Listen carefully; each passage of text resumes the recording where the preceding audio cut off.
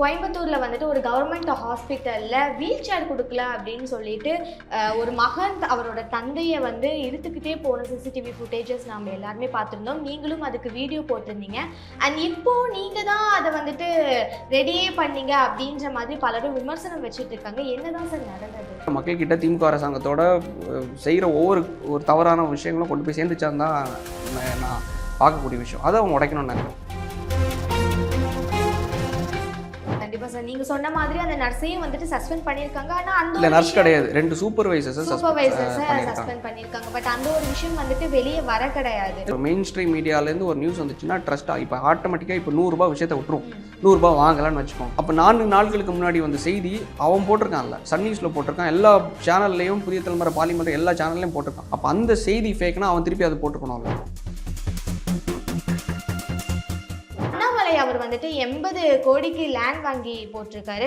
And டிஎம்கேல இருந்து அவருக்கு வந்துட்டு பிரைவேட் ரோடு ஒன்று ரெடி பண்ணி கொடுத்துருக்காங்க. ஸோ பிஜேபியில் இருக்க ஒரு பர்சனுக்கு டிஎம்கேல இருந்து இந்த மாதிரி விஷயங்கள் பண்றதுக்கு ரீசன் என்னவா இருக்கும் சார்? உங்களால் வாழ்க்கையே ஓட்டுறதுக்கு நண்பர்கள் கிட்ட தான் இருக்குதுன்னா எப்படி உங்களால் சேவ் பண்ண முடிஞ்சுது? நான் ஒருத்தன், அதாவது இவரோட இந்த இஷ்யூவை நம்ம பேசினதுக்கு அப்புறமா அது ஒரு கொஞ்சம் லட்சம் மக்கள் வந்து பார்க்குறாங்க. இவங்க பார்த்ததுக்கு அப்புறமா அந்த பிம்பம் உடையதில்லை.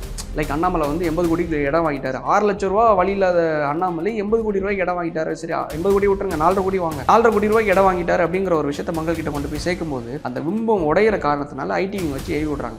அந்த ஐடிவிங் பிஜேபி ஐடிவிங் மட்டும் கிடையாது, பிஜேபி தாண்டி அண்ணாமலையோட ஐடிவிங் மட்டும் கிடையாது, திமுகவோட ஐடிவிங்லேருந்து வேலை பார்க்குறாங்க. அவர் திமுகவை அதிகமாக எதிர்த்து பேசுகிற மாதிரி எந்த ஒரு விஷயங்களுமே இல்லை. ஸோ அதுக்கு காரணம் இந்த லேண்ட் தானா சார்? இல்லை, கண்டிப்பாக இருக்கலாம். அதான் நான் சொன்னேன், 2 பேரும் ஒன்று சேர்ந்துட்டாங்க. இவருக்கு வந்து பதவியிலேருந்து தூக்கிட்டாங்க. இந்த பொண்ணு அதே சொல்லுது, பதவியிலேருந்து தூக்கினால தான் அண்ணாமலையை வந்து நீங்கள் இப்படி கேட்குறீங்களா? அப்போ எந்த அளவுக்கு ஒன்று சேர்ந்துருக்காங்கன்னு தான் ஒரு விஷயம். இவங்க தொடர்ந்து அண்ணாமலை அவர்களுக்கு ஆதரவா பேசுறதுக்கு ரீசன் வந்துட்டு ஒருவேளை இவரை வந்துட்டு இந்த பக்கம் இழுத்துக்கலாம். அண்ணாமலை இந்த பக்கம் இழுத்தாச்சுன்னா அவர் வந்து அரசியல் பண்றதுக்கான தகுதி இல்லாமல் போயிடும். எஃப்டி பாலிடிக்ஸ் நேயர்களுக்கு வணக்கம். இன்னைக்கு நம்ம கூட அட்வொகேட் நெல்சன் சார் இருக்காரு, அவர் கூட பேசுவோம். வணக்கம் சார், எப்படி இருக்கீங்க சார்? சார், உங்களை பத்தி தான் நிறைய பேர் வந்துட்டு இப்போ பேசிட்டு இருப்பாங்க அப்படின்னு நினைக்கிறேன். கோயம்புத்தூர்ல வந்துட்டு ஒரு கவர்மெண்ட் ஹாஸ்பிட்டல்ல வீல் சேர் கொடுக்கல அப்படின்னு சொல்லிட்டு ஒரு மகன் அவரோட தந்தையை வந்து இழுத்துக்கிட்டே போன சிசிடிவி ஃபுட்டேஜஸ் நம்ம எல்லாருமே பார்த்துருந்தோம். நீங்களும் அதுக்கு வீடியோ போட்டிருந்தீங்க. அண்ட் இப்போ நீங்க தான் அதை வந்துட்டு ரெடியே பண்ணீங்க அப்படின்ற மாதிரி பலரும் விமர்சனம் வச்சுட்டு இருக்காங்க. என்னதான் சார் நடந்தது?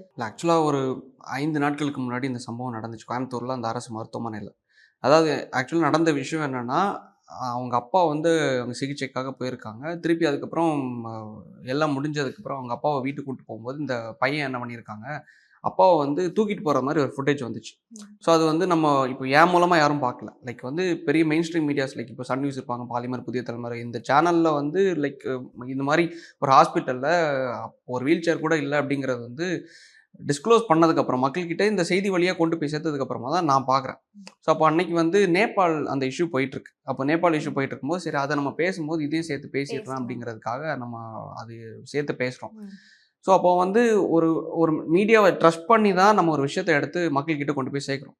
அதுக்கு அடுத்தது முந்தா நேற்று ஒரு 2 நாட்களுக்கு முன்னாடி இன்னொரு வீடியோ வருது. எப்படின்னா, ஒரு சிசிடிவி ஃபுட்டேஜ், லைக் வந்து வார்ட்லேருந்து அவர் லிஃப்ட்ல இருந்து வெளியே இறங்கி வர்ற மாதிரியும் அவங்களுக்கு வந்து வீல் சேர் கொடுத்ததாகவும், அந்த வீல் சேரை இவர் இக்னோர் பண்ணி வாங்காமல் ஆட்டோக்காரர், அதாவது போகும்போது ஆட்டோவில் போகிறாங்க, ஆட்டோக்காரரை வச்சு வீடியோ எடுக்க வைக்கிறாங்க.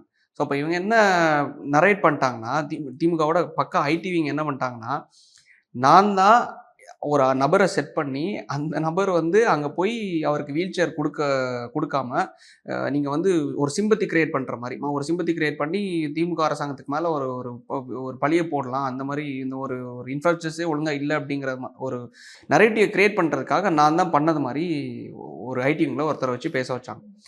என்ன பண்ணிட்டாங்க, ஆக்சுவலாக என்னென்னா, அந்த சிசிடிவியில் பேக்ரவுண்டில் நரேட் பண்ணி கம்ப்ளீட்டாக மக்கள்கிட்ட கொண்டு போய் சேர்த்துட்டாங்க. ஆக்சுவலாக என்னென்னா, நம்ம தான் கிரியேட் பண்ணி பண்ணணுங்கிறது எந்த அவசியமும் கிடையாது. தினம் அவங்களோட லட்சணம் என்னங்கிறது மக்களுக்கு தெரியுது, என்னென்ன தவறுகள் நடந்துட்டுங்கிறது தெரியுது. நான் இதில் வந்து ஒரு ஆட்டோக்காரரை செட் பண்ணி அதில் வீடியோ எடுக்கிறேங்கிறது எந்த தேவையில்லை. ஆனால் என்ன விஷயம்னா, யூஸ்வலாகவே இப்போ ஒரு ஸ்டிங் ஆப்ரேஷன் மாதிரி நானும் இல்லை நீங்களோ 2 பேரும் சேர்ந்து போய் ஒரு கவர்மெண்ட், நீங்கள் பக்கத்தில் ராஜீவ்காந்தி ஹாஸ்பிட்டல்லையோ, சென்னையில் எந்த கவர்மெண்ட், சென்னை மட்டும் இல்லை தமிழ்நாட்டில் எந்த கவர்மெண்ட் ஹாஸ்பிட்டல் நீங்கள் போனாலும் சரி, ஒரு இப்போ கூட ஒரு நியூஸ் வந்துச்சு. அதாவது என்னன்னா, பெட்ஷீட் பேஷண்ட் வந்து யூஸ் பண்ண பெட்ஷீட்ட வந்து துவைச்சு குடுக்குறதுக்காக ரூ. 500 குடுத்தா நான் துவைச்சு துவச்சு தரேன். குடுக்குறது. ஏன்னா வந்து அவங்க சம்பளம் வந்து ஹாஸ்பிட்டல் நிர்வாகத்துக்கிட்டேருந்து சம்பளம் வாங்குறாங்க. கவர்மெண்ட் கிட்டேருந்து சம்பளம் வாங்குறாங்க. அதையும் தாண்டி இவங்க வாங்குறது தான் யூசுவலா நடக்கிறது. என்னன்னா, பிரைவேட் ஹாஸ்பிட்டல்ல அந்த அளவுக்கு பெரிய லெவல்ல நடக்காது. ம். ஏன்னா அவங்க வந்து சிசிடிவி ஃபுட்டேஜ் இருக்கும். கண்டிக்கிறதுனால பெரிய லெவல்ல நடக்காது. ஆனா இங்க என்னன்னா, ஸோ கவர்மெண்ட் ஆர்கனைசேஷன்ல எப்படி எப்படி லஞ்சம் வாங்க முடியுமோ வாங்குவாங்க. ஸோ கீழ இருக்கிறவங்க முதல் மேல இருக்கிறவங்க வரைக்கும் வாங்கிட்டு தான் இருக்காங்க. ஸோ வந்து ரூ. 50 முதல் ரூ. 100 ரூ. 200 ரூ. 500 வரைக்கும் வாங்குவாங்க. நார்மலா தாசில்தார் ஆஃபீஸ் போனாலும் சரி, எதுவா இருந்தாலும். ஸோ அப்படி இவங்க வந்து ரூ. 100 ஒரு வீல் சேருக்கு கேட்டிருக்காங்க. ம். ஸோ கேட்டதுனால இவங்க என்ன பண்ணிட்டாங்க, என் அப்பாவ நான் தூக்கிட்டு போறேன். உன் வீல் சேர நீயே வச்சுக்கோங்கிற ஒரு பாணியில தான் இவங்க எடுத்துட்டு போயிருவாங்க. அந்த அந்த இஷ்யூ வந்தனால தான் 2 சூப்பர்வைசர்ஸ இவங்க சஸ்பெண்ட் பண்றாங்க. அந்த நாளே குறிப்பிட்ட நாளே என்னன்னா, இந்த விஷயத்தினால தான் இது அதாவது என்னன்னா, இந்த வீல் சேர் குடுக்காதது காரணம் என்ன, இவங்க வந்து ரூ. 100 கேட்டிருக்காங்க. டிமாண்ட் பண்ணனால இவங்க வேணான்னு சொல்லிட்டு போயிருக்காங்க. அது வீடியோ வைரல் ஆச்சு அப்படின்னு சொல்லிட்டு. அதாவது பக்காவா என்ன ஆயிடுச்சுன்னா, இதுல வாய்ஸ் ரெக்கார்ட் ஆகல. இப்ப எக்ஸாம்பிளுக்கு வந்து நான் உங்ககிட்ட ரூ. 100 கேட்கிறேன்னா, அது இந்த சிசிடிவி ஃபுட்டேஜ்ல ரெக்கார்ட் ஆயிருக்கும். ரெக்கார்ட் ஆகும். ஆனா நான் ஒரு விதமா நான் நரேட் பண்ணி உங்ககிட்ட நீங்க குடுத்த 2வது நான் பிரச்சனை பண்ண போறேன், வீடியோ எடுக்க போறேன் அப்படின்னு தெரிஞ்சு நீங்க என்ன பண்றீங்க, திருப்பி வந்து வீல் சேர் குடுக்குறீங்க. ஆனா என்ன பண்ணிட்டாங்க, இல்ல எனக்கு வேணாம், எங்க அப்பாவ நான் தூக்கிட்டு போறேன்ங்கிறது போயிட்டாங்க. வந்து ஆட்டோக்காரன், சார் நான் வீடியோ எடுக்கிறேன்னு சொல்லிட்டு எடுத்துட்டாங்க.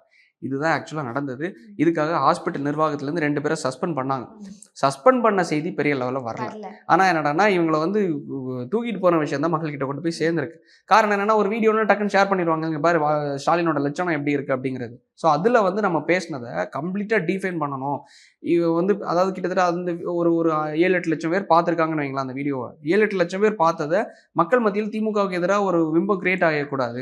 ஸோ இவங்க திமுக ஐடி வச்சு எதாவது பண்ணணுங்கிறதுனால நான் தான் செட் பண்ணிட்டேன். இது ஒரு நாடகம் அப்படிலாம் இல்ல அப்படிங்கிறத ஒருத்தரை வச்சு பேசி போட்டாங்க. ஆக்சுவலா அது யாருன்னா, கிருஷ்ணகிரி மாவட்டத்த சார்ந்த திமுகவை சார்ந்த ஒருத்தரோட பையன். அவர் யாருன்னா, திமுகவோட மாநில விவசாய அணியோட துணை செயலரோட பையன் தான் இந்த பையன்.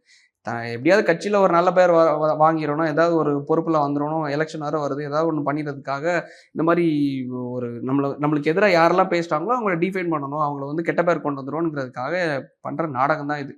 ஆக்சுவலா இது வந்து என்னன்னா, உங்களுக்கே மக்கள் எல்லாருக்கும் தெரியும். ஒரு அரசு அலுவலகத்துல என்ன லட்சணத்துல நடந்துட்டுருங்கிறது. லாஸ்ட்டா அந்த செய்தி கூட பார்த்திருப்பீங்க. ஒரு ஒரு லைக் அந்த பெட்ஷீட்டுக்கு துவைக்கிறதுக்கு இவங்க கேட்டது. ஸோ இந்த லட்சணத்துல இருக்கும்போது, நம்ம தான் போய் வீடியோ எடுத்து பண்ணணும்னு எந்த அவசியமும் இல்ல. எவ்வளோ பிரச்சனை நடந்துட்டு இருக்கு. இந்த கிட்னி திருட்டெல்லாம் இன்னைக்கு வரைக்கும் போயிட்டு இருக்கு. அவங்க தனலட்சுமி ஸ்ரீனிவாச ஹாஸ்பிட்டல்ல கிட்னியை திருடிட்டு அவர் வந்து ஓப்பன் ஸ்டேட்மெண்ட்டை கொடுத்துருக்காரு. நான் 200 சில்லற ஆப்ரேஷன் தான் பண்ணியிருக்கேன். அப்போ எப்படி எங்க அப்பாவுக்கு நான் ரோல்ஸ் ராய்ஸ் கார் வாங்க முடியும் அப்படிங்கிறது. ஸோ இந்த அளவுக்கு இவங்க மேல ஒரு ஒரு கெட்ட பேர் இந்த ஆட்சிக்கு மேல இருக்கும்போது, நம்ம ஒரு வீடியோ எடுத்து தான் பண்ணணும்னு எந்த அவசியமும் இல்ல. அது மக்கள் புரிஞ்சுக்கணும். கண்டிப்பா சார். சார் இப்போ நீங்க இப்போ அவங்க சொல்ற மாதிரி இன்டென்ஷனலாவே தான் பண்ணியிருக்கீங்க, நீங்க தான் செட் பண்ணி பண்ணியிருக்கீங்க அப்படின்னாலும் அதுல இருந்து உங்களுக்கு ஏதாவது ஒரு விஷயம் வந்துட்டு இருக்கணும். அந்த மாதிரி இருக்கு அப்படின்னா அந்த மாதிரி பண்ணிருக்கலாம். இப்படி எந்த ஒரு இன்டென்ஷனுமே இல்லாம உங்க மேல இந்த மாதிரி ஒரு பழிய போட்டு இந்த மாதிரி டீம்ஃபேம் பண்றதுக்கு ரீசன் என்னவா இருக்கும்னு நினைக்கிறீங்க? இல்ல அதாவது என்னன்னா, தொடர்ந்து முக்கியமா இப்போ தேர்தல் வர்ற ஒரு காரணத்தினால மட்டும் தொடர்ந்து வந்து லைக் திமுக அரசாங்கத்தோட என்னென்ன தவறுகள் நடக்குதோ அந்த விஷயத்த மட்டும் நம்ம ஃபோக்கஸ் பண்ணி பண்றோம். அது அந்த ஒரு காரணத்தினால அவங்களோட ஐடிவிக்கு நிகரா ஒரு நரேட்டிவே இவங்களால செட் பண்ண முடியல. இப்போ நம்ம ஒரு விஷயத்த மக்கள்கிட்ட கொண்டு போய் சேர்க்கிறோம்னா, அசால்ட்டா நம்ம ஒரு சோஷியல் மீடியா வந்த ஒரு டூல் மூலமா நம்ம வந்து மினிமம் ஒரு 10 லட்சம் பேர்கிட்ட கொண்டு போய் சேர்க்க முடியும். ஸோ இப்போ இன்ஸ்டாகிராம்ங்கிற ஒரு பிளாட்ஃபார்ம் என்னன்னா கம்ப்ளீட்டா யங்ஸ்டர்ஸ் நிறைஞ்ச ஒரு பிளாட்ஃபார்ம். இப்போ நம்ம வந்து யூடியூப்ல தாண்டி ட்விட்டர்ல இதுலலாம் அரசியல் பார்க்கறத தாண்டி கம்ப்ளீட்டா நிறைய பேர் என்னன்னா யங்ஸ்டர்ஸ் வந்து அவாய்ட் பண்ணிடுறாங்க. எதுக்கு இது வந்து சாக்கடை, இதை எதுக்கு பார்த்துட்டு அப்படின்னு சொல்லிட்டு. ஸோ இன்ஸ்டாகிராம் வரும்போது அந்த பிளாட்ஃபார்ம்ல நம்ம ஒருத்தவங்க வந்து திமுகவோட ஒவ்வொரு டே டு டே விஷயங்கள் என்னென்ன செய்திகள் வருதோ அதை கொண்டு போய் சேர்க்கும்போது இவங்களுக்கு வந்து லைக் எப்படி சொல்ற வைத்தறிச்சல் இருக்கும்ல, நம்ம ஆட்சியில் நடக்கிற விஷயங்கள் எல்லாம் ஒருத்தன் வந்து இப்படி போட்டு உடைச்சிட்டு இருக்கான்ங்கிறது. ஸோ அந்த ஒரு காரணத்தினால இந்த நரேட்டிவை உடைக்கணும். ஸோ இந்த நரேட்டிவை உடைச்சிட்டா மக்கள் இந்த நம்பகத்தன்மை, அது கிரெடிபிலிட்டின்னு சொல்லுவாங்க. இந்த நம்பகத்தன்மையை உடைச்சிட்டோம்னா மக்கள் திருப்பி இவனை பார்க்க மாட்டாங்க அப்படிங்கிற ஒரு நரேட்டிவை செட் பண்ணுறதுக்காக திமுக ஐடிவி வந்து இப்படி பண்ணாங்க. அதான் நான் சொன்னதுதான். நான் ஒருத்தன் கிட்னி திருட்டு முதல் என்னென்ன திருட்டு இவனுங்க தூய்மை பணியாளர் பிரச்சனை என்னென்னமோ இருக்கு. அந்த எல்லா பிரச்சனையையும் மக்கள்கிட்ட கொண்டு போய் நம்ம சேர்த்துருக்கோம். அதை கொண்டு போய் சேர்த்துட்டு இந்த ஆஃப்டர் ஆல் ஒரு வீல் சேர் விஷயத்தை தான் நான் கொண்டு போய் நாடகம் பண்ணி பண்ணணும்னு எனக்கு அந்த அவசியம் இல்லை. அதையும் தாண்டி நான் இதை கிரியேட் பண்ணி கோயம்புத்தூரில் போய் சென்னையில் நம்ம இருந்துட்டு இருக்கோம். கோயம்புத்தூரில் போய் நம்ம ஒரு ஆட்டோக்காரை செட் பண்ணி பண்ணணும்னு எந்த அவசியமும் இல்லை.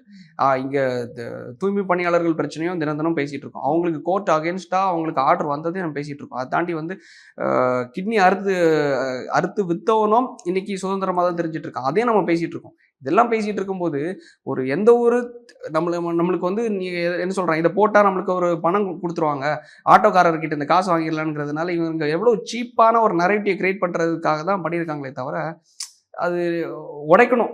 இது திமுகவுக்கு எதிராக பேசுறதுக்கு யாரும் இல்லை. ஸோ அப்படி அது ஒரு எல்லாம் என்ன சொல்லுவாங்க என்னன்னா, ஆளுங்கட்சிக்கு எதிராக பேசிட்டா எதை பண்ணிடுவாங்க அப்படின்னு சொல்லிட்டு மக்கள்கிட்ட கொண்டு போய் சேர்க்கணும். அவ்வளோதான்.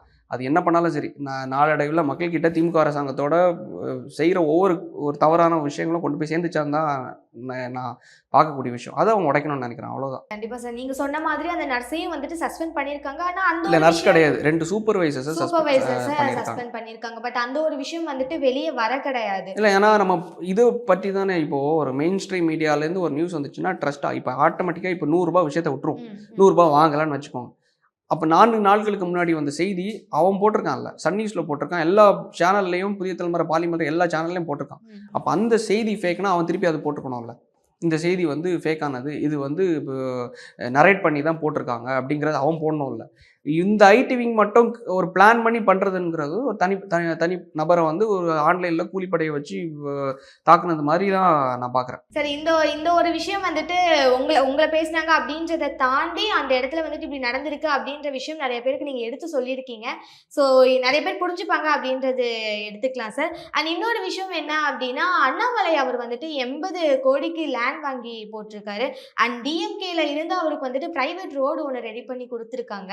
ஸோ பிஜேபியில் இருக்க ஒரு பர்சனுக்கு டிஎம்கேல இருந்து இந்த மாதிரி விஷயங்கள் பண்ணுறதுக்கு ரீசன் என்னவா இருக்கும் சார்? இல்லை, ஆக்சுவலாக என்னென்னா அது ரோடு கிடையாது, ஒரு பாலம். அதாவது என்னென்னா 80 கோடிங்கிற ஒரு விஷயத்தை விட்டுருங்க. அதாவது என்னென்னா அது ஒரு மார்க்கெட் வேல்யூ. இப்போ இந்த இடம், இப்போ டி நகரில் இந்த இடம்னு வைங்களேன், இந்த இடத்தோட கைட்லைன் வேல்யூன்னு ஒரு விஷயம் இருக்குது, மார்க்கெட் வேல்யூன்னு ஒன்று இருக்குது. கைட்லைன் வேல்யூன்னு அரசாங்கம் ஃபிக்ஸ் பண்ணுற அமௌண்ட். அந்த கைட்லைன் வேல்யூக்கு தான் நீங்கள் வந்து 9% ஸ்டாம்ப் டியூட்டி கட்டணும். அதாவது என்னென்னா பத்திர செலவுன்னு சொல்லுவாங்க. அந்த ஸ்டாம்ப் டியூட்டியை நீங்கள் வந்து அரசாங்கத்துக்கு கட்டணும். அந்த பத்திர செலவு எவ்வளோன்னு திரு அண்ணாமலை அவர்களே என்னென்னு அஃபிஷியலாக மென்ஷன் பண்ணியிருக்கிறது என்னென்னா 45 லட்சம் ரூபா கைட்லைன் வேல்யூ 9% அமௌண்ட்டாக நான் கவர்மெண்ட்டுக்கு டேக்ஸாக கட்டியிருக்கேன். கிட்டத்தட்ட அப்போ 45 லட்சம் ரூபானா அதோட 100% அமௌண்ட் எவ்வளோனா கிட்டத்தட்ட 4.5 கோடி ரூபா. இப்போ கேள்வி என்னென்னா, கைட்லைன் வேல்யூ படி தான் அப்போ நம்ம அஃபிஷியலாக பேசணும். அப்போ அஃபிஷியலாக நம்ம கேட்குற கேள்வி என்னென்னா, அந்த 4.5 கோடி ரூபாய் உங்களால் சேர்க்க முடியுது, வெளியே வட்டிக்கு வாங்க முடியுது. ஆக்சுவலாக என்னென்னா, இப்போ உங்களுக்கு வந்து ஒரு சோர்ஸ் ஆஃப் இன்கம், உங்களுக்கு ஒரு வருமானம் வந்தால் தான் நான் கடன் தருவேன் உங்களுக்கு. சரி, இவங்களால நம்மளுக்கு திருப்பி தர முடியும் அப்படிங்கிறது. ஆனால் அவர் கிளைம் பண்ணுறது என்னென்னா, என்னோட சேவிங்ஸ், என் ஒய்ஃபோட சேவிங்ஸ், அகிலா அவங்களோட சேவிங்ஸ், ப்ளஸ் அதை தாண்டி வெளியே நான் கடன் வாங்கியிருக்கேன். அது வட்டிக்கு தான் நான் கடன் வாங்கியிருக்கேன். லாஸ்ட் 3 மாதங்களாக நான் என்னோட அக்கௌண்ட் ஸ்டேட்மெண்ட் நீங்கள் பார்க்கலாம், வட்டிக்கு செலுத்திட்டு இருக்குது. ஒரு உதாரணத்துக்கு வச்சுக்கோங்களேன், கிட்டத்தட்ட ஒரு 4.5 கோடி ரூபாய், அதில் ஒரு 2 கோடி ரூபாய் இவங்க சேர்த்துட்டாங்கன்னு வைங்களேன். ஒரு நரேட்டிவை நான் சொல்கிறேன்.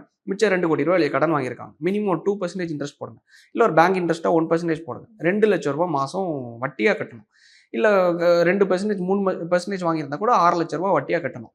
அப்போ இந்த வட்டி கட்டுறதுக்கு உங்களால் முடியுது, சேவ் பண்ண முடியுதுன்னா, உங்களுக்கு வந்து எனக்கு அன்றாட வாழ்க்கையை ஓட்டுறதுக்கே என் நண்பர்கள்கிட்ட தான் நான் கடன் வாங்குறேன். மாதம் கடன் கிடையாது, இந்த மாதம் எனக்கு 6 லட்ச ரூபா கொடுத்து உதவுறாங்க. 6 லட்ச ரூபா என்னோட அரசியல் செலவு வருது, அந்த செலவு மொத்தத்தையுமே கொடுக்குறது நண்பர்கள் தான் அப்படின்னு. ஸோ உங்களுடைய ஒரு ஸ்கில்லை டெவலப் பண்ணுறதுக்காக, அரசியலில் பெரிய ஆளாகிறதுக்காக நீங்கள் செலவு பண்ணுறதுக்கு உங்கள் நண்பர்கிட்ட வாங்குறீங்கன்னா, உங்களால் வாழ்க்கையை ஓட்டுறதுக்கே நண்பர்கள்கிட்ட தான் இருக்குதுன்னா எப்படி உங்களால் சேவ் பண்ண முடிஞ்சுது? அப்போ சேவ் பண்ண முடிஞ்சிருக்கு, உங்கள் ஒய்ஃபால் சேவ் பண்ண முடிஞ்சிருக்குன்னா, அதையும் தாண்டி இன்னொரு கேள்வி இருக்குது. இவங்க வந்து உங்கள் ஒய்ஃப் வந்து பெரிய கம்பெனி வச்சுருக்காங்க, அது மூலமாக வருமானம் வந்திருக்கு. அந்த ஐடி ரிட்டர்ன்ஸை நீங்கள் பார்த்தாலும் அதுலேயும் இந்த அளவுக்கு வருமானம் இல்லை. ஸோ அதை தாண்டி இவர் இன்னொரு விஷயம் என்ன சொல்லியிருக்காருன்னா, நான் 40 லட்ச ரூபாவுக்கு பால் பண்ண அதில் அமைக்கிறதுக்காக நான் கவர்மெண்ட் மத்திய அரசாங்கத்தோட ஸ்கீமை அப்ளை பண்ணியிருக்கேன். ஸோ அது மூலமாக நான் அதில் இது பண்ண போகிறேன் அப்படிங்கிறது, அதாவது விவசாயம் பண்ணி அதில் ஃபார்மிங் பண்ண போகிறேன், டைரி ஃபார்மிங் பண்ண போகிறேன், மாட்டு பண்ண வைக்க போகிறேன் அப்படிங்கிறது. என்னோட கேள்வி என்னென்னா, 4.5 கோடி ரூபா புரட்ட முடிஞ்சவங்களுக்கு 45 லட்ச ரூபா புரட்டுறது ஒரு விஷயமா? என்னோட கேள்வி. சேவ் பண்ணியிருக்கீங்கல்ல. அப்ப 4,50 கோடி ரூபாய் உங்களால முடியுது. அது ஒரு பக்கா நரேட்டிவ் செட் பண்றது என்னன்னா, நான் ஒரு எளிமையான ஒரு நபர்ன்னு சொல்லிட்டு மக்கள்கிட்ட காணிக்கிறதுக்காக ஒரு ரூ. 6,00,000 நான் கடன் வாங்கி தான் பண்ணேன். இது வந்து ஒரு இன்னொரு விஷயம் இதுல எக்ஸாம்பிளா நீங்க எத பார்க்கலாம்னா, ஜெயலலிதா அம்மையார் வந்து ஒரு எக்ஸாம்பிள் தான் சொல்றேன். ரூ. 1 நான் இது சம்பளம் வாங்குறேன் அப்படிங்கிற ஒரு விஷயம் சொன்னாங்க. ஏன்னா அரசு தரப்புலேருந்து எந்த சம்பளம் வேண்டாம். ரூ. 1 எனக்கு சம்பளம் வந்தா போதும் அப்படின்னு. ரூ. 1 சம்பளம் வாங்குறாங்க. அது வந்து மேபி ஒரு ஸ்ட்ராட்டஜியா இல்ல எது வேணாலும் வச்சுக்கலாம். ஏன்னா மக்கள்கிட்ட ஒரு எளிமையா தன்னை ஒரு காமிக்கிறதுக்காக மேபி வச்சுக்கலாம். அந்த ரூ. 1 சம்பளத்தினால தான் லாஸ்ட்ல சொத்து குவிப்பு வழக்கு வரும்போது இவ்வளோ கோடி உங்களுக்கு எப்படி? அதாவது என்னன்னா, நீங்க வந்து அப்போ அந்த அரசு சம்பளத்த வாங்கியிருந்தா கூட ஏதோ ஒண்ணு கவர்மெண்ட் பேங்க்ல லோன் குடுப்பாங்க. ஏதோ ஒண்ணு பண்ணுவாங்க. ஸோ உங்களுக்கு வந்து இந்த சொத்தெல்லாம் உங்களுக்கு சேர்ந்திருக்குன்னு வச்சுக்கலாம். அப்ப இத வச்சு அதனால தான் அவங்க வந்து ஒரு விஷயத்துல இடத்துல லாக் ஆகுறாங்க. ஸோ அதே மாரி இங்க வந்து ரூ. 6,00,000 எனக்கு வருமானமே கிடையாது. அவரு இது ரிசைன் பண்ணிட்டாரு. வருமானமே இல்லாத இடத்துல உங்களால சேவே பண்ண முடியாத இடத்துல, அன்றாட செலவே நண்பர்கள் கிட்ட தான் கையேந்துற இடத்துல, எப்படி உங்களால சேர்க்க முடிஞ்சுங்கிற விஷயம். அப்ப இந்த கரெக்ட்டா என்ன பிளான் பண்றாங்கன்னா, தன்னை ஒரு எளிமையான ஒரு அரசியல்வாதியா, மக்கள்கிட்ட இளைஞர்கள உண்மையிலே நானும் அவர லைக் நல்ல டேட்டா சென்ட்ரிக்கான பாலிடிக்ஸ பண்ணிட்டு இருக்காருங்கிறது ஒரு நல்ல ஒரு வியப்பான ஒரு அரசியல்வாதியா தான் நான் பார்த்தேன். ஆனா, நாள் போக போக அது ஒரு பக்கா ஸ்ட்ராட்டஜியா மக்கள்கிட்ட கொண்டு போய் சேர்க்கறதுக்காக நான் என்ட்ட பணமே கிடையாது. மக்கள் தான் என்ட்ட குடுக்குறாங்க. அந்த காச வச்சு தான் நான் என்னோட செலவு ஓட்டிட்டு இருக்கேன்ங்கிறத ஒரு கிரியேட் பண்ணி, மாநில தலைவராகி அது நல்லா தன்னோட அரசியல வந்து திமுகவுக்கு நேர் எதிரான பாலிடிக்ஸ பண்ணாங்க. டிஎம்கே ஃபைல்ஸ் 1, 2, 3ங்கிற எல்லா விஷயம் பண்ணாங்க. அப்ப ஏன் வழக்கு போடல? நீங்க வழக்கு போட்டிருந்தாங்கன்னா, டிஆர் பாலுவா இருந்தாலும் சரி, கனிமொழி அவர்களா இருந்தாலும் சரி, எல்லாருக்கு எதிராகவும் ஒரு அலிகேஷன் நீங்க வச்சீங்க. அப்ப நீங்க வழக்கு போட்டு நிரூபிச்சிருந்தீங்கன்னா, சரி இவர் வந்து ஒரு ஒரு ஆக்கப்பூர்வமான ஒரு அரசியல பண்ணிட்டு இருக்காரு. திமுகவுக்கு எதிரா நல்ல ஒரு அரசியல்வாதியா வந்துட்டு இருக்காருங்கிறது. சும்மா ஒரு ஒரு மக்கள்கிட்ட குற்றச்சாட்ட சொல்றோம்னு பேர்ல இருக்கிறது தான். டிஆர் பாலு ஊழல் பண்ணியிருக்காங்கங்கிறது தெரியும். கனிமொழி அவங்க ஊழல் பண்ணியிருக்காங்க எல்லாருக்கும் தெரியும். ஸோ அத தெரியறதுக்கு இவர் அஃபிஷியலா டேட்டா சென்ட்ரிக்கா ஒரு விஷயத்த பண்ணாரு. ஏன் வழக்கு போடல? அத தாண்டி வந்து நம்ம அதான் கேள்வி. அப்படி திமுக கிட்ட இவர் வந்து எந்த அளவுக்கு இணக்கமா இருக்காருன்னா, இவருக்கு மேல நம்ம ஒரு அலிகேஷன் வைக்கிறோம். அதாவது என்னன்னா, இதுவரைக்கும் பல கோடி ரூபாய் செலவு பண்ணி ஒரு பிம்பத்த கிரியேட் பண்ணியிருக்காரு. அண்ணாமலை ஃபேன்ஸ் அண்ணாமலைன்னு சொல்லிட்டு அது ஒரு ஒரு ஒரு ஒரு வார் ரூம் மாரி கிரியேட் பண்ணி வச்சிருக்காங்க. எப்படி திமுக ஐடி விங் இருக்கோ, இவருக்குன்னு தனி ஒரு ஐடி விங் கிரியேட் பண்ணி வச்சிருக்காங்க. என்ன பண்ணியிருக்காங்கன்னா, நான் ஒருத்தன் அதாவது இவரோட இந்த இஷ்யூவ நம்ம பேசினதுக்கு அப்புறமா அது ஒரு கொஞ்சம் லட்சம் மக்கள் வந்து பார்க்குறாங்க. இவங்க பார்த்ததுக்கு அப்புறமா அந்த பிம்பம் உடையுதில்ல. லைக் அண்ணாமலை வந்து 80 கோடிக்கு இடம் வாங்கிட்டாரு. ரூ. 6,00,000 வழி இல்லாத அண்ணாமலை 80 கோடி ரூபாய்க்கு இடம் வாங்கிட்டாரு. சரி 80 கோடி விட்டுருங்க 4,50 கோடி வாங்க. 4,50 கோடி ரூபாய்க்கு இடம் வாங்கிட்டாரு அப்படிங்கிற ஒரு விஷயத்த மக்கள் கிட்ட கொண்டு போய் சேர்க்கும்போது, அந்த பிம்பம் உடையிற காரணத்தினால ஐடி விங் வச்சு ஏவி விடுறாங்க. அந்த IT wing BJP IT wing மட்டும் கிடையாது. பிஜேபி தாண்டி அண்ணாமலையோட ஐடி விங் மட்டும் கிடையாது. திமுகவோட ஐடி விங்ல இருந்து வேலை பார்க்குறாங்க. இந்த பிம்பத்தை உடைக்கிறது சிக்கனாண்டா அப்படின்னு சொல்லிட்டு நம்ம திமுகவும் கொஸ்டின் பண்றதுனால 2 ஐடி விங் ஒன்னாயிருச்சு. அதாவது சீமான் அவர்கள் சொன்னாங்க, பி டீம் இவன் கிடையாதுடா, திமுக தான் பி டீம் அப்படின்னு சொல்லும்போது 2 பேரும் வேலை பார்த்தாங்க. அதில் தான் இந்த மதுரையில் இருந்து ஒரு பொண்ணு பேசிட்டு இருக்கோம், லவுட் ஸ்பீக்கர்னு சொல்லிட்டு ஒரு பொண்ணு. அதாவது என்னன்னா, தன்னை ஒரு பொண்ணா காணிச்சு என்னன்னா லைக் வந்து அண்ணாமலை வந்து இடம் வாங்கிட்டாரு. அவர் அன்னைக்கே சொல்லிட்டாரு ப்ரெஸ் மீட்ல ஒரு டிவி சேனல்லையே என்னன்னா, நான் வந்து லைக் விவசாயம் பண்றதுக்காக அரவக்குறிச்சியில் இருக்கிற இடம் வந்து விவசாயத்துக்கு சரியான இடம் கிடையாது. ஸோ அதனால இன்னொரு இடம் வாங்கியிருக்கேன். ஸோ அந்த இடத்துல வந்து மாட்டு பண்ணை அமைக்க போறேங்கிறது இந்த பொண்ணு வந்து அண்ணாமலைக்கு கம்ப்ளீட்டா ஆதரவான ஒரு நிலைப்பாட்டில் எடுத்துருங்க. அப்போ நீங்க வந்து பெரியாரிஸ்டா சொல்றீங்க. உங்களை ஒரு பெரியாரோட ஃபாலோவரா காணிச்சுக்கிறீங்கன்னா, அதுக்கு நேர் எதிரான சித்தாந்தத்தை கொண்ட திரு அண்ணாமலை அவர்களை, பிஜேபி சித்தாந்தத்தை கொண்ட அண்ணாமலை அவர்களை எப்படி நீங்க ஆதரிக்கலாம்? அதாவது இந்த இஷ்யூக்காக அவங்களை ஆதரிச்சாங்களோ நீங்க கொஸ்டின் பண்ணலாம்ல. 4,50 கோடி ரூபாய் எது சார்? இப்போ கேள்வி கேட்பாங்க. அவன் 10,000 கோடி 50,000 கோடி ரூபாய் சம்பாரிச்சு வச்சிருக்காங்க. அப்ப நீங்க எதுக்கு இந்த 4,50 கோடி ரூபாவுக்கு கேள்வி கேட்குறீங்க அப்படிங்கிறது. அப்போ நான் வாழும் காமராஜர்னு சொல்லிட்டு எதுக்கு சார் ப்ரொமோட் பண்றீங்க? எதுக்கு மக்கள்கிட்ட கொண்டு போய் காணிக்கிறீங்க? அதாவது நான் என் கை சுத்தமா இருக்குன்னா கடைசி வரைக்கும் அந்த கை சுத்தமா இருக்கணும்னு நம்ம எதிர்பார்க்குற ஒரு விஷயம்.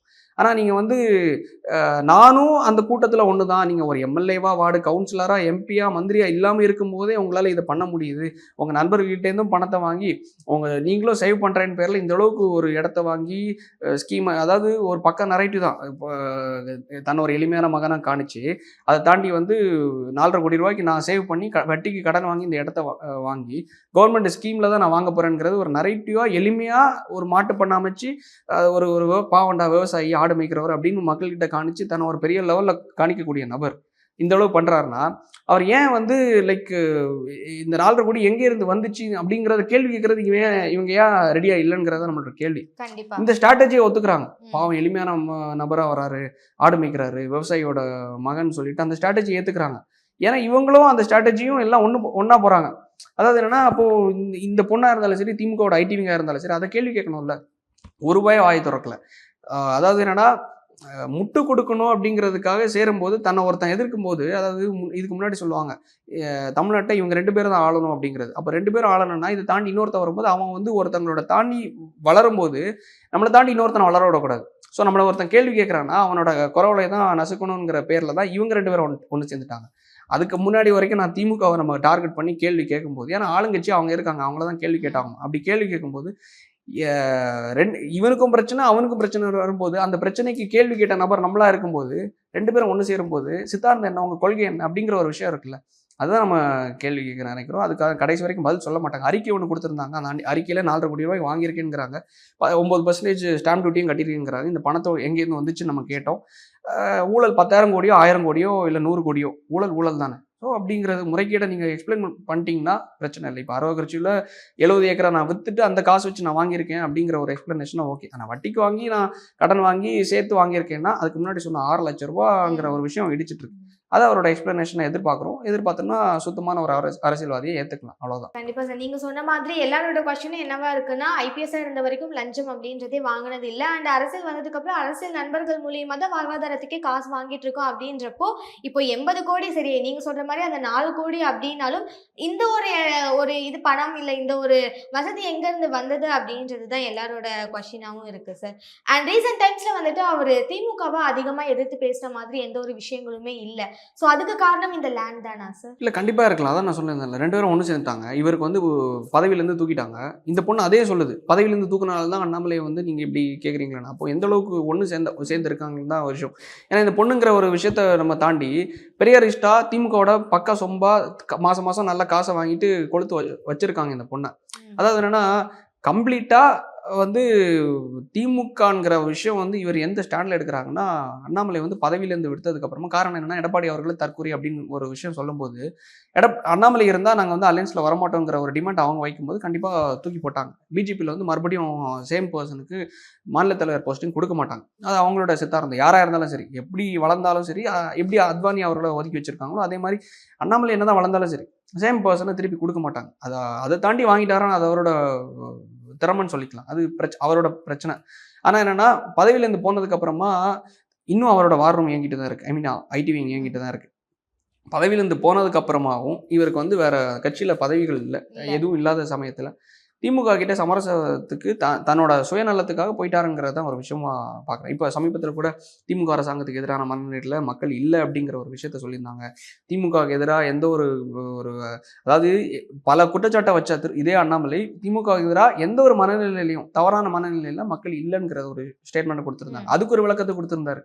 இங்கிலீஷ் சேனலில் வந்து அதை டிரான்ஸ்லேட் பண்ணும்போது இந்த மாதிரி மாறி வந்துடுது தமிழில் அப்படிங்கிறது. அதாவது என்னென்னா, திமுகவுக்கு எதிராக எந்த ஒரு மனநிலையிலையும், ஐ மீன் நெகட்டிவான ஒரு மைண்ட் செட்லையும் மக்கள் இல்லைங்கிறது இங்கிலீஷில் சொன்னாலும் ஒன்று தான், தமிழில் சொன்னாலும் ஒன்று தான். அதோட மீனிங் பொருள் ஒன்று தான்.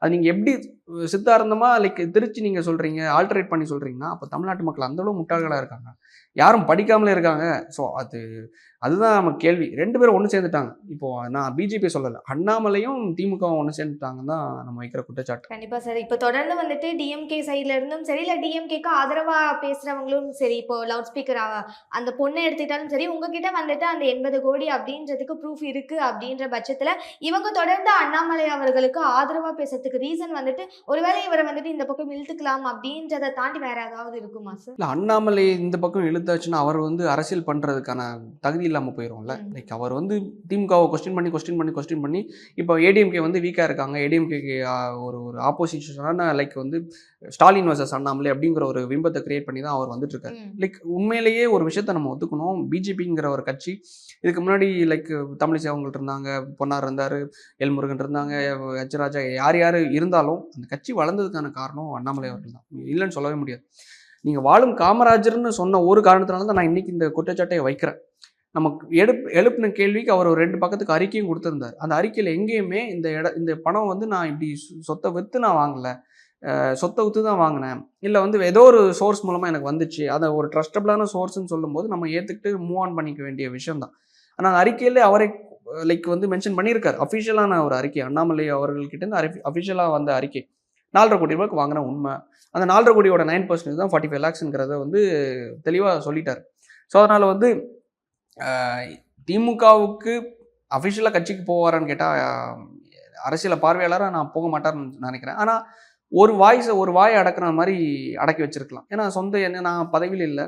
ஸோ என்னோட சொந்த லாபத்துக்காக எனக்கு இதெல்லாம் பண்ணி கொடுங்க. அவர் சொல்லிட்டார், எனக்கு இவரை தெரியும், அவர் நண்பர், சொந்தக்காரர், சக்கரபாணியான நண்பர் அப்படிங்கிற பல அமைச்சர்கள், திமுக அமைச்சர்கள் சொல்லும்போது இப்போ ஒரு ஆதரவான நிலைப்பாட்டை எடுக்கும்போது சீமான் அவர்கள் எப்படி சித்தப்பா பெரியப்பா அப்படின்னு சொல்லுவாரோ, இவர் எனக்கு சொந்தக்காரர் அப்படின்னு சொல்லும்போது லாஸ்ட்ல இவருக்கு மேலே இருக்கிற அந்த இவர் வந்து திமுகவுக்கு எதிராக ஒரு ஃபோர்ஸபுளாக ஒரு பாலிடிக்ஸை பண்ணிட்டு இருக்கும்போது சரி இப்போதான் நம்மளுக்கு பதவியில் இல்லை, கொஞ்சம் ஓய்வு எடுக்கலாம், கொஞ்சம் ஃப்ரீயாக இருக்கலாம் அப்படிங்கிறதுனால திமுகவை கொஞ்சம் சார்ந்து போயிடலாம் அப்படிங்கிற ஒரு மைண்ட் செட் எடுத்திருக்கலாம். ஏன்னா கொஞ்சம் வாயடைச்சு வச்சிருக்கலாம். இப்போ முழுக்க அண்ணாமலை அவர்கள் சைடு இருக்க ஆட்களை வந்துட்டு வாயடிக்க வைக்கிறதுக்கு தான் இந்த மாதிரியான ஒரு ஆதரவு கண்டிப்பா. ஏன்னா பிஜேபியோட ஐடிவிங்க தாண்டி அண்ணாமலையின் இயங்குற ஒரு வார் ரூம் வந்து பணத்தை கொடுத்து நல்லா செட் பண்ணி வச்சிருக்காங்க. இப்போ நம்ம பேசினாலும் கீழே வந்து கடிக்கிறதுக்கு கமெண்ட் பண்றதுக்கு அண்ணாமலையோட வார் ரூமே போதும். ஒரு நரேட்டிவ் செட் பண்ணிடுவாங்க. அதாவது இப்போ எக்ஸாம்பிளுக்கு ஒரு 100 பேர் இருக்காங்க, 100 பேருக்கு மாதம் 10,000 ரூபாய் சம்பளம் கொடுக்குற அளவுக்கு இவர் வந்து கரெக்ட் பண்ணி வச்சிருக்காருன்னு வைங்களேன். அந்த 100 பேர் ஒவ்வொருத்தரும் 10 அக்கௌண்ட் வச்சிருக்காங்கன்னு வைங்களேன். அது கிட்டத்தட்ட 1000 கமெண்ட்ஸ் வந்துடும். ஸோ ஈஸியாக அந்த 1000 கமெண்ட்ஸ் வரும்போது அல்காரிதம், இன்ஸ்டாகிராம், யூடியூப், இது மாதிரி ஃபேஸ்புக், இந்த அல்காரிதம் எப்படின்னா, அதாவது அல்காரிதம்னா அது எப்படி இயங்குதுன்னா, கமெண்ட்ஸ் வந்து எந்த அளவுக்கு எங்க அந்த வீடியோ ரீச் ஆகும். ஸோ அப்போ என்ன ஆகும்னா, மக்களே அந்த வீடியோக்குள்ளே வரும்போது அந்த கமெண்ட்ஸ் கீழே இருக்கிற கருத்துக்களை பார்க்கும்போது இதுதான் அப்போ மக்களோட நிலைப்பாட்டாகவும் இருக்குது. இவன் என்ன பண்ணுவான், நம்ம வந்து அண்ணாமலை ஊழல் பண்ணிட்டாரு, 4.5 கோடி ரூபாய்க்கு ஊழல் பண்ணிட்டாருன்னு சொல்லும்போது கீழே சரி நீ பார்த்தியா, அவர் வந்து இவ்வளோ வருமானம் வருது, அவர் ஐபிஎஸ் அதிகாரியாக இருந்தார், அப்போ சேவ் பண்ணியிருப்பாரு, ஒய்ஃபுக்கு இவ்வளோ வருமானம் வருது அப்படிங்கிற ஒரு டேட்டா சென்ட்ரிக்கு அங்கேயும் போடுவான். அந்த டேட்டா சென்ட்ரிக்கை பார்த்துட்டு நார்மல் மக்கள் இருக்காங்கல்ல, ஆமாம் அவருக்கு தான் வருது இல்லை, அவன் 10,000 கோடி 50,000 கோடி சம்பாரிச்சு வச்சிருக்கான், இவர் வாங்குறதுல என்ன, இதை போய் கேள்வி கேட்குறான்னு சொல்லிட்டு நம்மளுக்கு எதிராக தான் இவங்க வருவாங்க. ஸோ இந்த நரேட்டிவை செட் பண்ணுறதுக்கு அவருக்கு ஒரு வார் ரூம் இருக்குது. அந்த வார் ரூமை பணம் கொடுத்து வச்சிருக்காங்க. காசை கொடுத்தா நீங்களே அவங்களுக்கு கமெண்ட் போட்டுருவீங்க. ஒரு கமெண்ட்டுக்கு 200 ரூபான்னு சொல்லும்போது சரி 200 ரூபா ஒரு கமெண்ட் தான், அவன் காப்பி பேஸ்ட் பண்ணி கொடுத்துருவான், அதை காப்பி பண்ணி நீங்கள் கமெண்ட்டை போட போகிறீங்க, அவ்வளோதான். ஸோ இதை வந்து எதுக்கு நம்ம பண்ணாமல் இருக்கணுங்கிறதுக்கு பணவாசியில் இருக்கிறவங்க நிறைய பேர் வந்து அவருக்காக வேலை பார்த்துட்டு இருக்காங்க. ஸோ இந்த அல்காரிதம் அப்படி ட்விஸ்ட் ஆகுது இல்லை, இது வந்து அவருக்கு சாதகமான ஒரு மனநிலை கொண்டு போய் சேர்க்குது. இது வந்து நார்மல் எல்லா ஐடிவிங்க, இப்போ நாம் தமிழர் டிவி கேட்க இருக்கிற ஐடிவிங்கெலாம் கிடையாது. அவங்க பசங்களே அவங்கள வந்து அவரோட கொள்கை தலைவர் சீமானையோ இல்லை அரசியல் தலைவராக அவங்க பார்க்கக்கூடிய விஜயோ அவங்களே போடக்கூடியது தான். ஆனால் இவங்களுக்கு இருக்கிறது பணம் கொடுத்து வச்சிருக்கிற ஒரு ஐடிவி.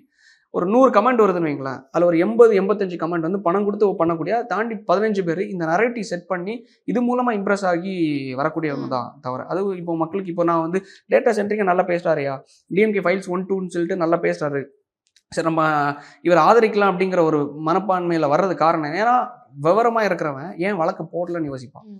புரியுதுல்ல? இப்போ நம்ம வந்து ஒரு கிட்னி திருட்டுன்னு சொல்லிட்டு ஒரு விஷயம் தனலட்சுமி ஸ்ரீனிவாச ஹாஸ்பிட்டலில் குறை சொல்லும்போது இந்த மாதிரி பண்ணியிருக்காங்க அப்படின்னு வரும்போது அந்த ஹாஸ்பிட்டலுக்கு எதிராக நடவடிக்கை எடுத்திருக்காங்க. அந்த டிரான்ஸ்பிளான்ட் லைசன்ஸை கேன்சல் பண்ணியிருக்காங்க. ஸோ லீகலாக அங்கே வந்து விசாரணை போயிட்டுருக்கு. ஸோ அதனால் நம்ம அமைதியாக இருக்கும். ஆனால் டிஎம்கே ஃபைல்ஸ் 2 3ன்னு சொல்லிட்டு நீங்கள் அலிகேஷன் வைக்கும்போது நார்மலாக இருக்கிற பாமர மக்கள் எப்படி பார்ப்பாங்கன்னா, யாரும் கேள்வி கேட்காது எவ்வளோ ஒரு அருமையாக ஒரு மனுஷன் பேசியிருக்காரு, பழைய எக்ஸ் ஐபிஎஸ் ஆஃபீஸர், படித்தவங்கள ரொம்ப கொண்டாடுற ஊர் நம்ம ஊர். ஸோ அப்படி அந்த மனநிலையில் பார்க்கும்போது இந்த நரேட்டிவ் அழகாக செட் பண்ணுறாங்க.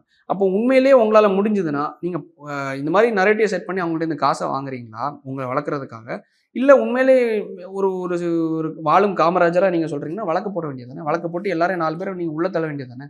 அது படித்தவன் யோசிப்பான். ஐ மீன் எல்லாரும் படிக்கலன்னு சொல்லலை, ஓரளவு யோசிக்கிறவன் அந்த கேள்வி கேட்பான். பாமர மக்கள் வந்து இவங்க கிரியேட் பண்ணுற நரேட்டிவ் அந்த பிம்பத்தை பார்த்து ஏமாந்துறாங்க. ஸோ இந்த பிம்பத்தை உடைச்சு கொஞ்சம் அமைதியாக வைப்போம், எலெக்ஷன் வருது, அண்ணாமலையே அவரோட வாரமே கொஞ்சம் அமைதியாக வச்சுருப்போம் அப்படிங்கிறதுக்காக திமுக பணத்தை கொடுத்து அவரை கொஞ்சம் அமைதியாக வச்சுருக்காங்க. அதனால தான் அவர் வாயை திறக்காமல் கொஞ்சம் அமைதியாக இருக்கார். திமுகவுக்கு சார்ந்த ஒரு மைண்ட் செட்டையும் நிலைப்பாட்டிலையும் வந்திருக்காரு. கண்டிப்பாக சார். தொடர்ந்து இதுக்கு மேலே அவர் மேலே வைக்கிற கொஸ்டின்களுக்கு அவர் சரியான பதில் அளிப்பாரா அப்படின்றத பொறுத்திருந்ததா பார்க்கணும். நிறைய தகவல் சொல்லியிருக்கீங்க சார், ரொம்ப நன்றி.